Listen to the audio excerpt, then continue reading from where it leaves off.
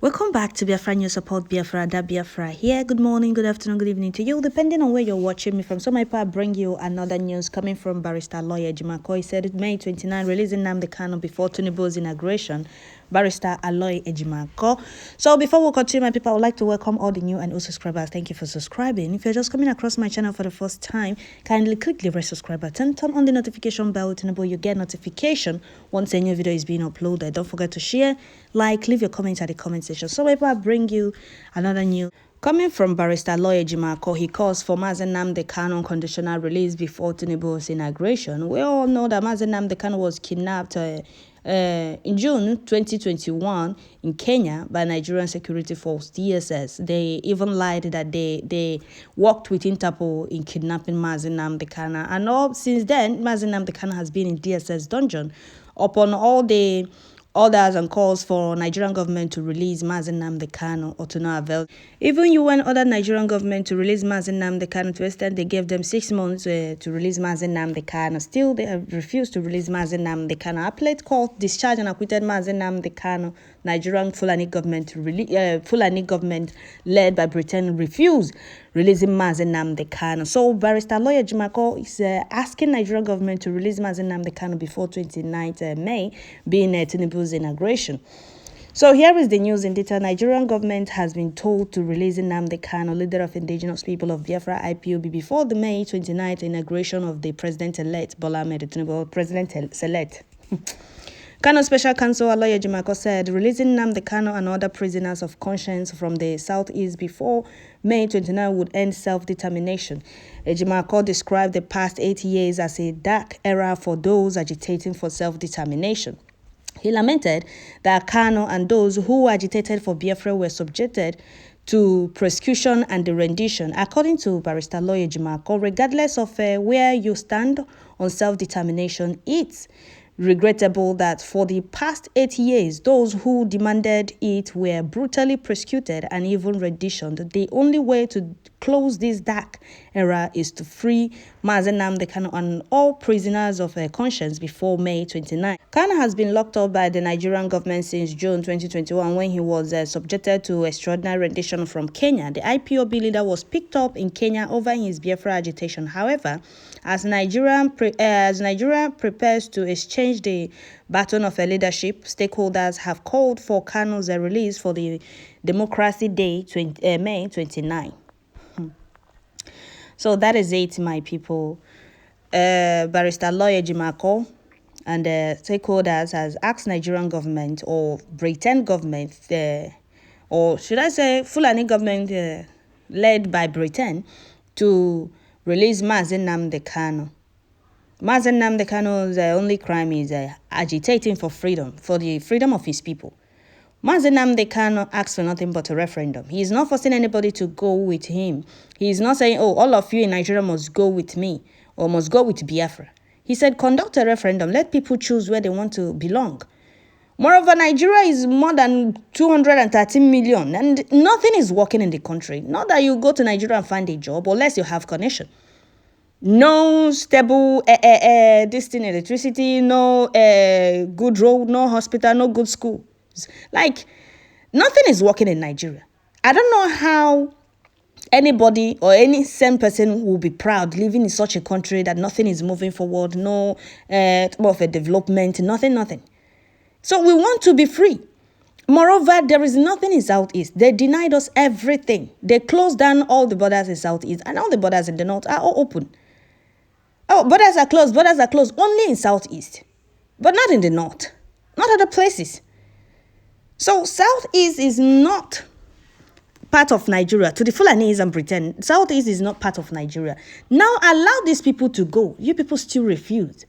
And you people are forcing this tribe to continue being in a country where they are not being recognized, or where those they are living in that country or those in that country don't see them as human beings.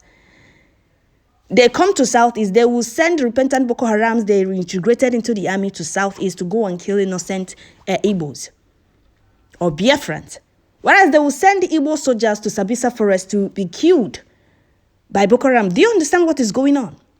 So they will send our own people to Sabisa Forest, those of our people in the army, to be killed by Boko Haram. And they will send their repentant Boko Harams, they reintegrated into the army to Southeast to go and kill the people in Southeast.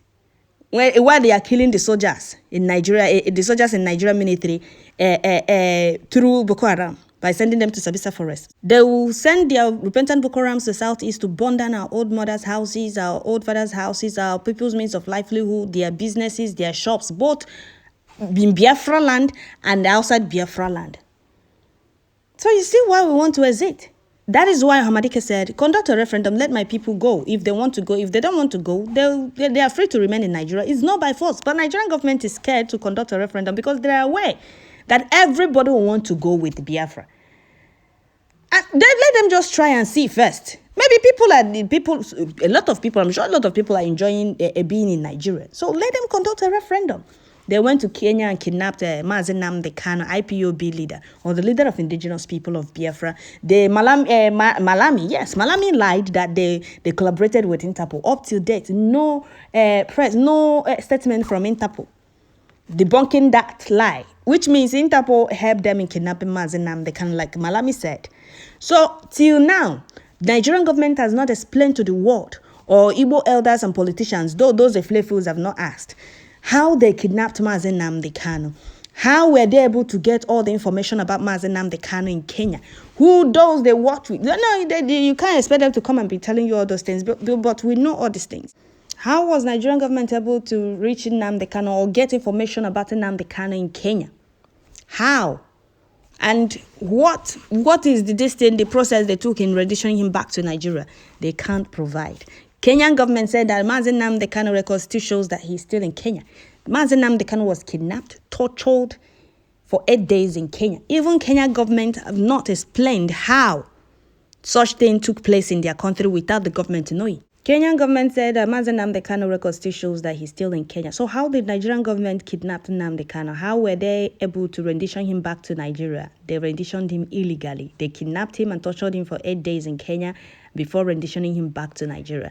So you see, the Nigerian government, led by Britain, has been asked many times, or countless times, to release Nnamdi Kanu. Even their own appellate court discharged and acquitted Mazi Nnamdi Kanu. Malami, seeing those Eflefus in Southeast, both the politicians and the elders, finish, knowing that they can't do anything, they are toothless bulldogs. He said, Nnamdi Kanu was only discharged, not acquitted. And I'm waiting for Igbo elders or Igbo leaders to say something. The Eflefus couldn't say anything, or they didn't say anything. All of them didn't rise up that time and say, enough is enough. Release Nnamdi Kanu. Now that appellate court has discharged and acquitted him, you said you're waiting for us to say something. We want our son to be free. We want to see our son a free man. No, the Eflefus kept quiet. After some months, some of them started crawling out, one after the other. Releasing Nnamdi Kanu now. Releasing Nnamdi Kanu to us. Why didn't all of you join hands together or have a meeting and say, okay, let us tell these people that we want to see Nnamdi Kanu free? No, because you people want to continue being in any useless, or should I call it useless position the Fulanis gave you people. None of you said anything then. So barrister lawyer Ejimakor took it upon himself to call for Mazi Nnamdi Kanu unconditional release before 29th of May, being TINUBU'S inauguration, which I'm hearing people that they are trying to postpone it. And they are trying to postpone it because he was selected, not elect. Because Nigerians made it clear that they didn't want Tinubu, but he was selected, which was prophesied before now, that they will hand over power to Tinubu. I don't know if you all can remember this. No, I don't have to give you people expo where it was said. I hope you will all remember when it was said that the Fulanis wouldn't want to lose power. They will hand it over to Tinubu. I hope we all can remember that. So they did that. Even international observers that came left angrily because the election was rigged, broad daylight, like clearly everybody, the whole world could see how it was rigged. Like it was rigged. International observers started going angrily or leaving Nigeria angry. That is the same election British commissioner said Nigerians should be happy about and be proud of. These are the people pinning Nigeria down. These are the people that don't want Nigeria to move forward. Britain is the reason Nigeria is where it is. And we Biafran said enough is enough. We can't continue being in such a country. You can't create such toxic country and force everybody into it and still will not allow the country to develop and flourish, like allow the country to grow, allow the country to see the light of the day, allow the country to breathe. We can't continue being in such country that is killing talent, country that is killing destiny, country that is killing innocent youth, claiming the lives of her citizens. We Biafrans, more than 5 million Biafrans were killed in 1967 to 1970 to continue keeping Nigeria warm. Not that Nigeria is working on, not that anything is moving in Nigeria, but they just want to continue trapping everybody. More than 213 million people or population in one almighty zoo, like in a backward entity. They don't want anybody to leave. Mazi Nnamdi Kanu is a British citizen, but up to date, British government haven't done anything to free Mazi Nnamdi Kanu or question Nigerian government how they were able to kidnap her citizen in a foreign land and rendition him back to Nigeria without their permission or without due process. What was Mazi Nnamdi Kanu's crime? Or what is his crime? Asking for freedom, agitating for his people's freedom. That is his crime. And since then, since June 2021, Mazi Nnamdi Kanu has been in DSS dungeon upon all the calls for his release. Fulani government has refused to release Mazi Nnamdi Kanu because they don't want Nigeria to divide. See how selfish they are? Nigerians are crying for light. They are crying for schools, road, hospital, work, everything. Britain don't want to see Nigerians prosper. They don't want Nigerians to move forward. They want Nigerians to continue being in that zoo. Nigerians say, now is a time for us to make change. Let's see if something will change. We want P2B. Britain said, no, we don't want anybody that will bring light. We want somebody that will keep dragging the country backward. And you people want us, we Biafrans, to continue being there. Releasing Nnamdi Kanu now. Releasing Nnamdi Kanu. He committed no crime. His only crime is asking for freedom.